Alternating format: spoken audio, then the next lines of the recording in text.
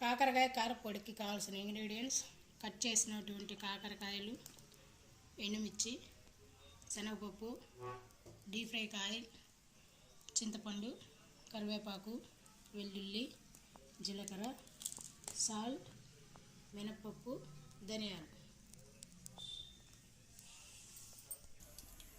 Stove వెలిగించుకొని deep fry oil పెట్టుకున్నాం. ఇప్పుడు కాకరకాయ ముక్కలు ఉన్నాయి కదా, కాకరకాయ ముక్కలన్నీ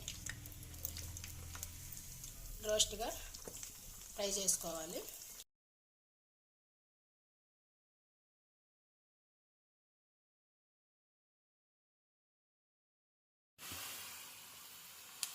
కాకరకాయలు రోస్ట్గా ఫ్రై అయ్యండి. ఇట్లా ఒక ప్లేట్లోకి తీసుకున్నాం.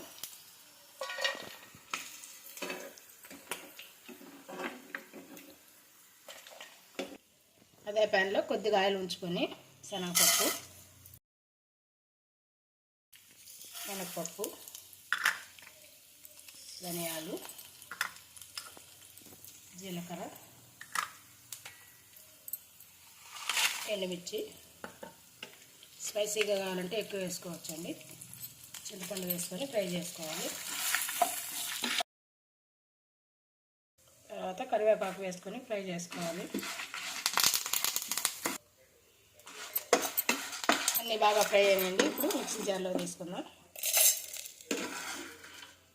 కాకరకాయలు, సాల్ట్, వెల్లుల్లి అన్నీ వేసుకొని పొడి చేసుకోవాలి.